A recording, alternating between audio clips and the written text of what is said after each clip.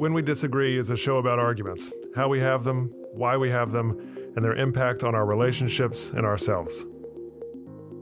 Why does access to education matter so much in public debates? Think of an ideal public sphere, a space where people come together to discuss issues freely and equally. It's a nice thought, but the tricky part is ensuring people have relatively equal access to that conversation. Historically, that hasn't been the case. Education plays a massive role in determining who gets a voice. The early, if flawed, examples of democratic culture, the famous debates in high society Parisian salons during the Enlightenment, for example, were gathering spaces for vibrant discussion. But the guest lists were far from inclusive. Without educational access, even the brightest minds couldn't participate fully in shaping public discourse. The same pattern continued for centuries, where literacy tests and limited schooling suppressed participation. This issue affects the public sphere, but it also affects our personal relationships as well. How we talk, what we talk about, who gets to talk, and so forth. Think about a group chat or a family discussion where certain voices always seem to dominate. Maybe it's a sibling who's read everything, who's had a lot of school, and confidently states their opinions, while other family members who haven't had the same exposure or schooling stay very quiet.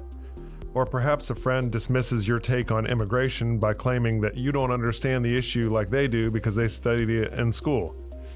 Even in our most personal spheres, unequal access to knowledge can create imbalances in who gets heard. Now, this doesn't mean that we need to issue diplomas to participate in dinner table conversations, but recognizing these educational divides can help us foster more open conversations. I'm Michael Lee, Professor of Communication and Director of the Civility Initiative at the College of Charleston.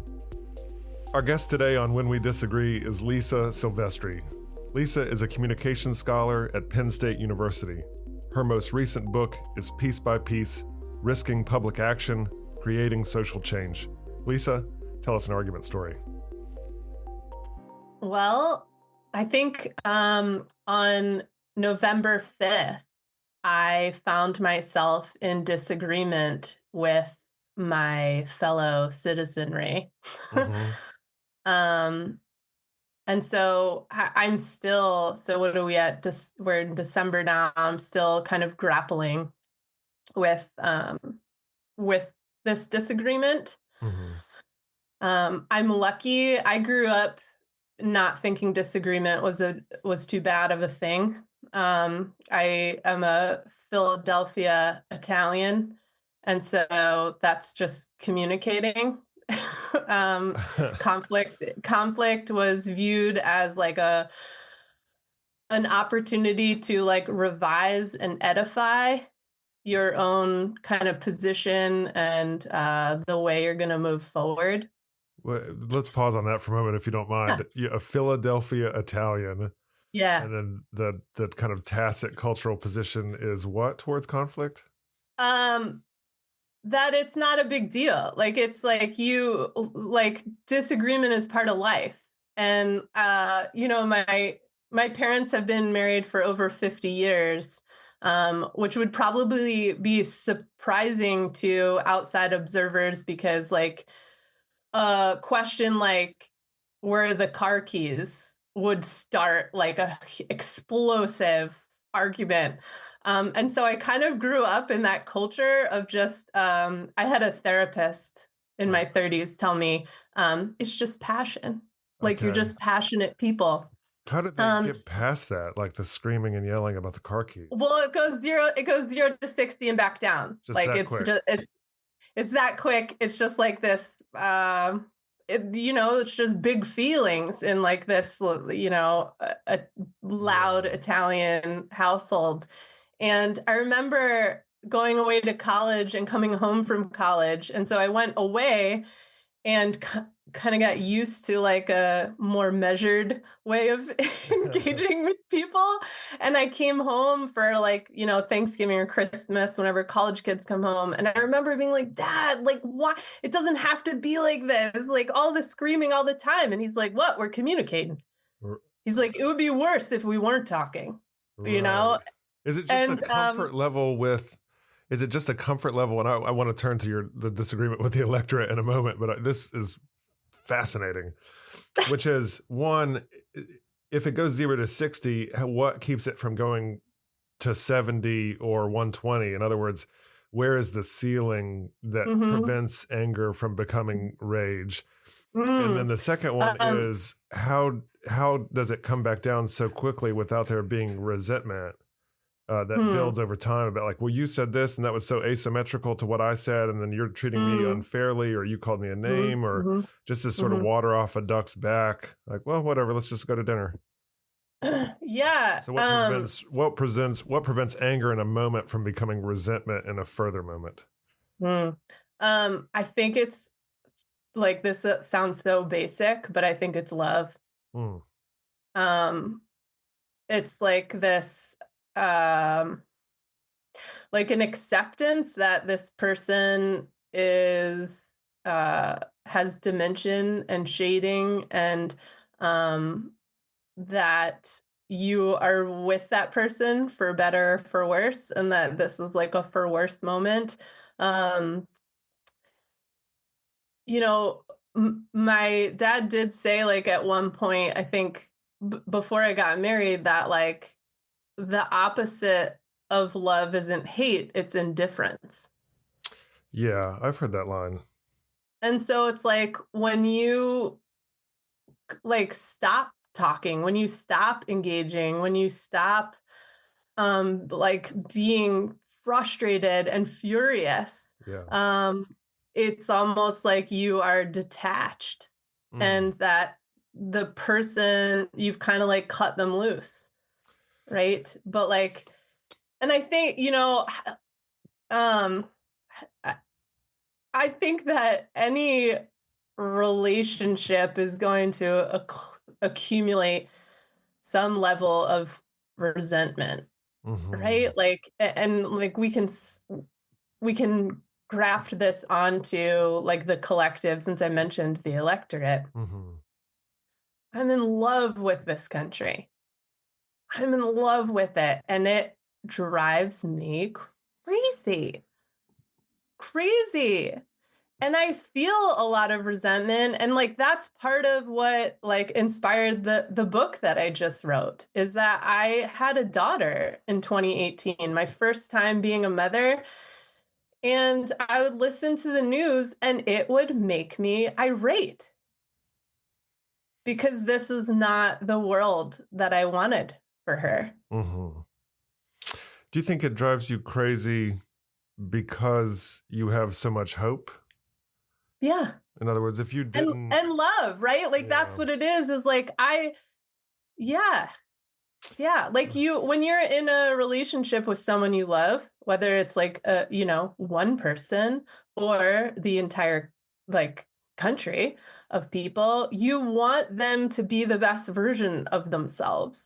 And so they just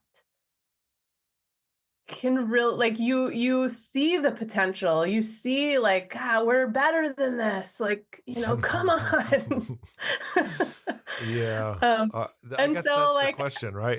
Is what, on what basis do you have this kind of a hope? And I ask this in the spirit of playing devil's advocate, but I also ask it with some genuine kind of Gen X cynicism that comes up for me, a kind of like, well, what are you going to do? You know, this, look at how horrible things have been in the past. And, you know, I can certainly think of this in relationships too, in more personal or romantic relationships, when you've just sort of like given up, but you're still there. And you're like, well, you know, what are you going to do? What's really the upper limit of how great this thing's really going to get? And so you find yourself, and then you're protected by that cynicism too, so that when there's bad news in a personal romantic relationship that you're still kind of kicking the can down the road, something bad happens, your armor's up and you think, well, if this thing's not even that good in the first place, and so I'm unsurprised and cynical. And the same is true with if an election doesn't go your way or a news cycle doesn't go your way. So long story short, question is,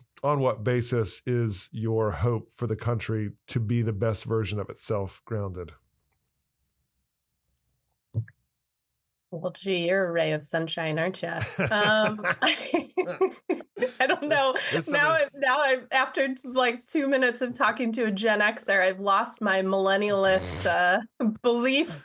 yeah, this is some of that Philadelphia conflict you were talking about coming my Yeah, yeah. direction. No, this is it. Yeah.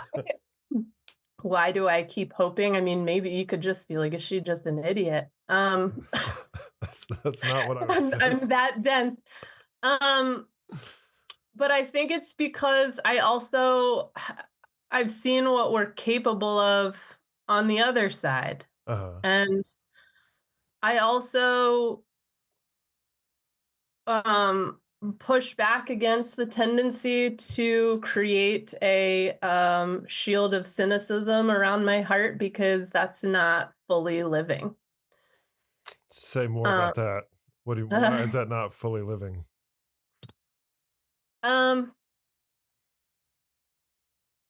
Because vulnerability is so central to our humanity. Mm-hmm. And it hurts like hell. But that's, at the end of the day, all we have. I was walking by a park bench outside the library, and it was a dedicated park bench. And it had the woman's name, and after it, it said, wife, mother, daughter, sister, and friend.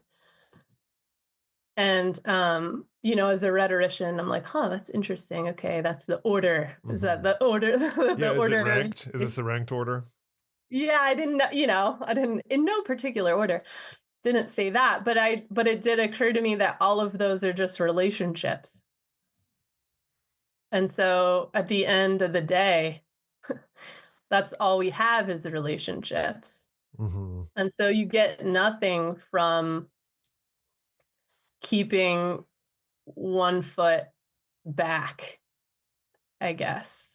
Let's talk about some of the things you said about your personal relationships and this kind of the Philadelphia Italian conflict template that you were talking about earlier, and then apply those to your frustrations with the electorate. And so earlier you were talking about, in these kinds of relationships, conflict-oriented relationships when you were a kid, that screaming can be a sign of caring, even loving, that silence can be deeply unloving, that resentment is inevitable in these kinds of relationships. All of those, I presume, and I would defend, can be true for our social and our political relationships as citizens, and certainly in households and romantic partnerships. But there's also a flip side, which is where part of your frustration comes from, I presume, which is you voted one way and 77 million people, or however many, voted a different way. The election didn't go the way you wanted it to, but now you are vulnerable to their governing instincts. And you say vulnerability is central to our humanity, but you're obviously frustrated and somewhat fearful about the kind of vulnerability that you're now faced with. And there is something deeply inhuman about being vulnerable to a group of people that you don't want to be vulnerable to. And so what are you to do with this internal conflict about your ambivalence about vulnerability as an expression of your authentic self in your relationship, of vulnerability in a power position that you don't particularly like and find somewhat dangerous or precarious?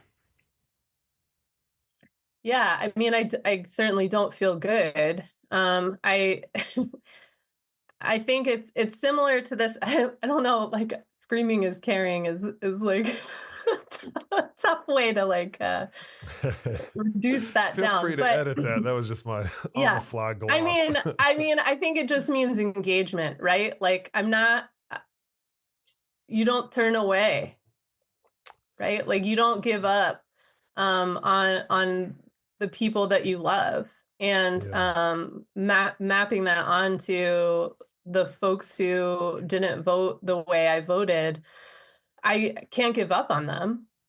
Sometimes I'm tempted. Believe me, I looked at Fulbrights in other countries. I've thought about doing the Gen X, like, hands thrown up in the air, I'm out of here. But I can't do that. And I think about my daughter. I she's learning to read. And so I got the early reader Star Wars books. And so it kind of just introduces you to the characters and the larger like plot flow. And I closed the book, and I also have a 3-year-old son. I said, who are your favorite characters? And of course, my son says Chewbacca because everyone loves Chewie. Yeah, that checks out. And my daughter, who I thought would say Princess Leia because she's 6 and princess, she says Darth Vader. And I said, what? And she said this, Mike, because he remembers how to be good. Whoa, what a line. What a line. What a line. He remembers how to be good. And so, I mean, that's love. That's like pure, just love. And, coming from the city of brotherly love. Nice tie-in. Like, why, screaming is a sign of caring or whatever, however you said that. Like, it isn't motherly love, right? It isn't like, oh, honey, I love you, whatever you do, and I think you're great, and I'm going to hang it on the refrigerator. It's brotherly love. It is a tough, like, come on, man. Like, it is a tough, like, I'm going to give you a noogie, I'm going to punch you in the arm. I want you to be better. Right? Like that's brotherly love. And I think that like there's something gritty to that. And I think the division that we're experiencing as a country scares me the most because we're turning away from each other. We're disengaging. We're not duking it out in in meaningful, engaged, like ways where it is the presumption of love is there. We're turning away.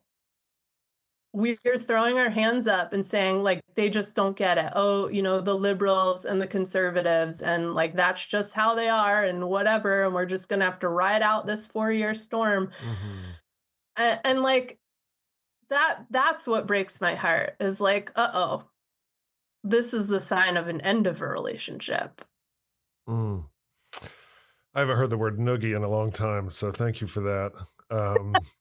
The two things that you said most recently that really strike me is you don't give up on people you love, and then your daughter's line that Darth Vader remembers how to be good. And what I'm interested in hearing you talk about is, as that applies to your political opponents, you have a kind of faith. What I'm hearing is this abiding faith that you love your opponents and that you have a hope that they remember how to be good. And what I'm curious about is to talk about that kind of idea of remembrance that you attribute to them and whether you have they have a fundamental disagreement with you about what goodness is. In other words, what I'm feeling, just to narrate it, this show's not about me, but I wouldn't do this show if I didn't have an abiding faith in the process of argument, debate, dialogue to strengthen and rehabilitate relationships. And I do have, as I mentioned earlier, a cynicism and a fascination with the ways in which people withdraw from their political and personal relationships. And so I wrote a whole book about the history of secessionist and separatist communities in the United States who threw their hands up and said enough of this and tried to, in some cases, fully leave in a legal sense, in other cases, just sort of self-segregate off into these communes and silos and get away from it all out in the hinterlands. And so I do have a fascination with both, like kind of a hopefulness, but also this, we're just calling it Gen X, so I'll run with that. It's kind of Gen X cynicism of, well, I'm just gonna leave. This is not worth my time anymore. You don't have, at least not in this interview, you don't have nearly that level of cynicism that I have in me. And so talk about that line, he remembers how to be good, as it applies to our present day polarized political climate. Yeah. I felt myself bristle at when you framed up the question, because you use the language of opponent. Mm-hmm. Mm-hmm. I don't think of them as opponents. Mm. I guess I don't put myself in like a cage match with the folks who like politically disagree. Is that I think I'm always hopeful that maybe we could agree. And like What are they if they're not opponents? they're I think that they're people who are mixed up. Oh, And who are afraid. mixed up and afraid. And the reason that we have a different idea of what is good is, I think, precisely it is fear based. I live in central PA now, and I'm surrounded by Amish communities. And when all this was going down, like I said, it's natural to have this like escape, like, and we were coincidentally having some work done on our house, and we had Amish gentlemen come and work on our house. And I said, hey, like if one wanted to join, asking for a friend, Hypothetically. like how could I get in there? And they laughed, and I guess they have like some sort of year probationary period or something where like, it's all dependent on that. But unlike the church and elders and stuff, I don't think I would make a very good Amish woman at all for a lot of reasons. However, how are your churning skills? I'm not a good churner. My biscuits don't rise. But I did have that thought of like, I'm just going to escape. I'm going to join an Amish community. They never go to war, right? Like it'll be great. But they're like, it's not as if they're disconnected, right? They have to trot their horses down our highways. They have to drink water that we've contaminated. We are tethered to one another, like it or not.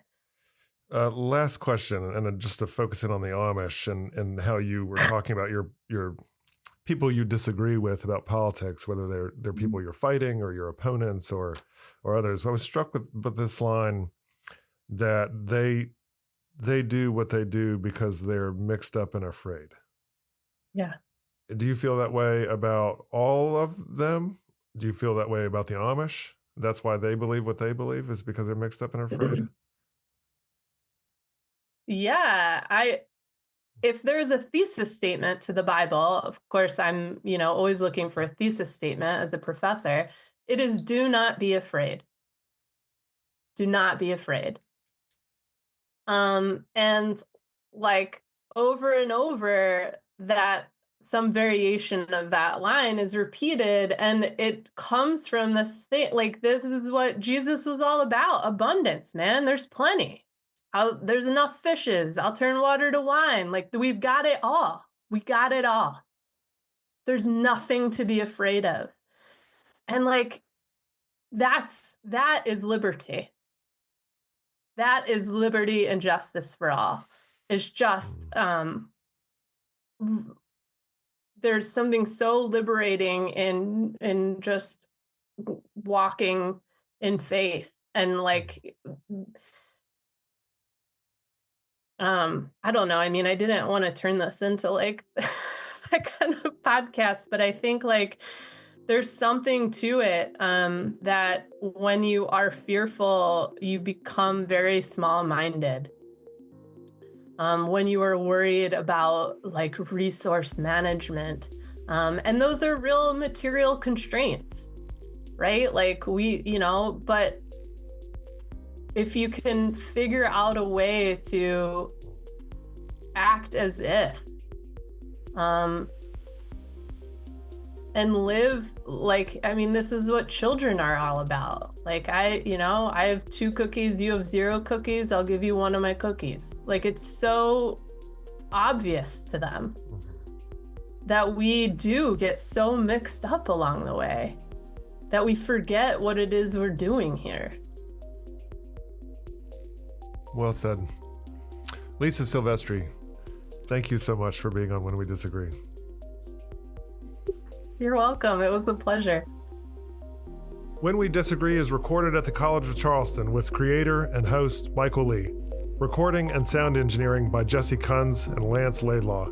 Reach out to us at whenwedisagree@gmail.com.